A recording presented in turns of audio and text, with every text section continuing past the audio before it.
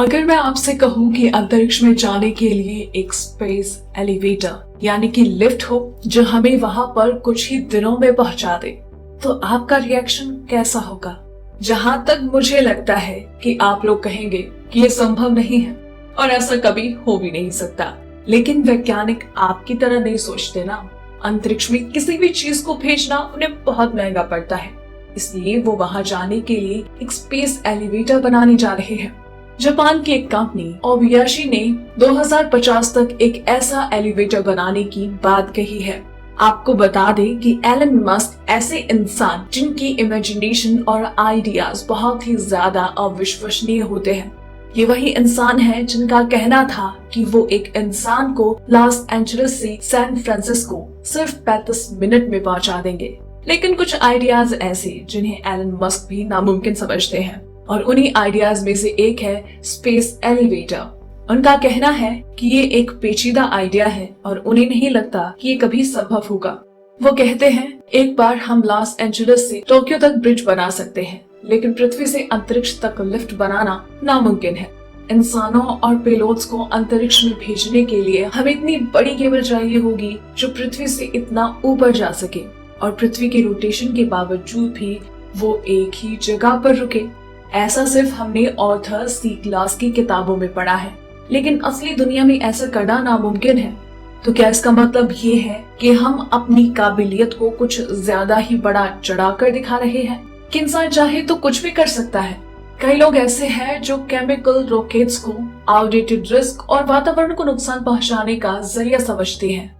उन लोगों का कहना है कि लिफ्ट के बदले अंतरिक्ष में एक रेलवे लाइन बनानी चाहिए जिसको अंतरिक्ष और पृथ्वी एंकर पॉइंट से इस तरह की रस्सी से जोड़ना चाहिए जो जियो स्टेशनरी ऑर्बिट तक जाए। उसके बाद उस पर बिजली से चलने वाली रेलवे लाइन लगानी चाहिए। अगर लिफ्ट बन जाती है तो अंतरिक्ष में अभी 1 किलोग्राम चीज को भेजने में जो $20,000 लगता है वो फिर $500 ही लगेंगे। ये एक ऐसी तकनीक होगी जिसे इंसान अंतरिक्ष में जाकर सौर मंडल को देख सकेंगे। इंटरनेशनल स्पेस एलिवेटर कंसोर्टियम के प्रेसिडेंट पीटर सुहाग का कहना है कि इसमें सबसे पहले रोबोट्स जाएंगे जिससे उसकी सेफ्टी का पता किया जा सके और उसके बाद वहां इंसानों को भेजा जाएगा जो बिल्कुल सुरक्षित होगा। मुमकिन है कि कुछ समय के बाद आपको अंतरिक्ष में जाने के लिए स्पेसशिप की जरूरत ना पड़े। जापानी वैज्ञानिक एक ऐसी लिफ्ट तैयार कर रहे हैं जो हमें जमीन से 99,000 किलोमीटर ऊपर अंतरिक्ष में पहुंचा देगी। ये एक ऐसा प्रोजेक्ट है जिसके बारे में साइंस फिक्शन राइटर काफी लंबे समय से कल्पनाएं करते रहे हैं। इस तरह की लिफ्ट के बारे में 1979 में सबसे मशहूर साइंस फिक्शन लेखक आर्थर सी क्लार्क ने अपनी किताब द फाउंटेन ऑफ पैराडाइज में जिक्र किया था। इससे प्रेरणा लेकर वैज्ञानिक करीब 35 किलोमीटर लंबे केबल्स की सहायता से ऊपर से नीचे सफर करने वाली लिफ्ट बनाने जा रहे हैं। जापानी कंपनी ओबयाशी का साल 2050 तक ऐसी ही एक अंतरिक्ष लिफ्ट बनाने का इरादा है। ये लिफ्ट सामान और इंसान को ले जाने और वहां पृथ्वी पर लौटने के काम में सहायता करेगी। इस नए वाहन की गति 200 किलोमीटर प्रति घंटा होगी। इसमें बैठकर 1 वीक तक अंतरिक्ष की यात्रा की जा सकेगी। लिफ्ट के लिए ऊर्जा सौर पैनल की वजह से जुटाई जाएगी। अब आइडिया तो सोच लिया, लेकिन इसको बनाने में बहुत सारी दिक्कतें हैं। पृथ्वी तक स्पेस तक बनाने वाला एलिवेटर 99,000 किलोमीटर लंबा होगा। इसमें इतनी ताकत होनी चाहिए कि ये अपना वजन संभाल सके, और पृथ्वी पर ऐसा कोई भी एलिमेंट नहीं है जिसमें इस तरह की खूबियां हो। लेकिन आज के वैज्ञानिक ऐसा सोचते हैं कि ये हो सकता है और स्पेस एलिवेटर इसी सदी में बनकर तैयार हो जाए। आपको पता है कि लिफ्ट बनाने का कॉन्सेप्ट 1895 के कॉन्सेप्ट से लिया गया है, जब एक रशियन स्कूल टीचर ने आईफल टावर को देखकर सोचा था कि वैज्ञानिकों को इसी प्रकार का टावर अंतरिक्ष तक बनाना चाहिए जिससे कि रॉकेट्स को वहां जाने में टाइम, ईंधन और लागत कम लगेगी। लेकिन सवाल उठता है कि इस कॉन्सेप्ट को आज के वैज्ञानिकों ने क्यों सोचा? यूनिवर्सिटी कॉलेज लंदन के केविन फोक का कहना है, लोगों ने इस आइडिया को तवज्जो इसलिए दिया क्योंकि अगर आप पृथ्वी के ऑर्बिट तक सस्ते में और सुरक्षित पहुंच जाएं, तो हम सौर मंडल के ग्रह और पृथ्वी को देख सकते हैं। अब सबसे बड़ा मुद्दा सामने ये आता है कि आखिर बनेगा कैसे? शुरुआत में इसे बनाने के लिए हमें कोई ऐसा एलिमेंट चाहिए होगा जो बेहद ही मजबूत और फ्लेक्सिबल हो, लेकिन इस तरह का कोई एलिमेंट पृथ्वी पर मौजूद नहीं है जो इसके द्रव्यमान और घनत्व की कैरेक्टरिस्टिक्स में मेल खाए। इसे ढूंढने के लिए हमें पृथ्वी के ऊपरी और निचले ऑर्बिट में कई चक्कर लगाने पड़ेंगे और अंतरिक्ष में हमें इस तरह के एलिमेंट्स को ढूंढना होगा। और इसके लिए हमें अंतरिक्ष के इतिहास का सबसे बड़ा प्रोजेक्ट शुरू करना होगा। अगर मान लिया जाए तो हम इस नामुमकिन से एलिमेंट को ढूंढने में कामयाब भी हो जाएं और हम स्पेस एलिवेटर भी बना लें, तो भी इससे बहुत खतरा होगा।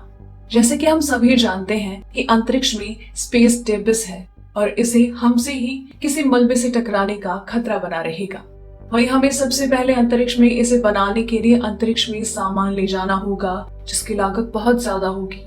अगर हम अंतरिक्ष में मौजूद किसी उल्का पिंड का इस्तेमाल करें तो ये थोड़ी कम लागत में हो सकता है, लेकिन हमारे पास अभी ऐसी कोई तकनीक नहीं है जिससे किसी उल्का पिंड को बांधा जा सके। 6300 टन के थिएटर को सहारा देने के लिए हमें 1900 टन के भार की जरूरत होगी और ये उन यानों और रॉकेट से मिलेगा जो इसे बनाने के लिए इस्तेमाल किए जाएंगे। और इसके बाद इनके बदले यहाँ पर उन उपग्रहों का इस्तेमाल किया जा सकता है जो कि पृथ्वी की ऑर्बिट में घूम रहे हैं, लेकिन खराब हो चुके हैं और स्पेस डेबिस बन चुके हैं। वैज्ञानिकों का कहना है कि ये जो काउंटर वेट होगा इसमें रेडिएशन, मीटियोर डैमेज और थर्मल फ्लैक्स से बचने की क्षमता होनी चाहिए। उनका कहना ये भी है कि पृथ्वी में मौजूद अंक भूमध्य रेखा के पास होना चाहिए और इसका आकार एक एयरक्राफ्ट जितना बड़ा होना चाहिए। उन्होंने इसके लिए जो जगह देखी है लिपिक्स आइलैंड से 1000 किलोमीटर पश्चिम की तरफ है, क्योंकि यहाँ टोर्नाडो, हुरिकेन्स, टाइफून के आने की बहुत कम संभावना है। जापान की 5 बड़ी कंस्ट्रक्शन कंपनीज ने एक प्लान बनाया है जिससे कि वो रोबोटिक कार्स के द्वारा स्पेस एलिवेटर का इस्तेमाल कर सकते हैं। ये कार इंसानों को लेकर जाएगी जिसके लाइट टेथर का मजबूत होना बेहद जरूरी है। उनकी इस डिजाइन की लागत लगभग $100 बिलियन है। इसमें ट्रांसपोर्ट की लागत $50 से $100 हो जाएगी।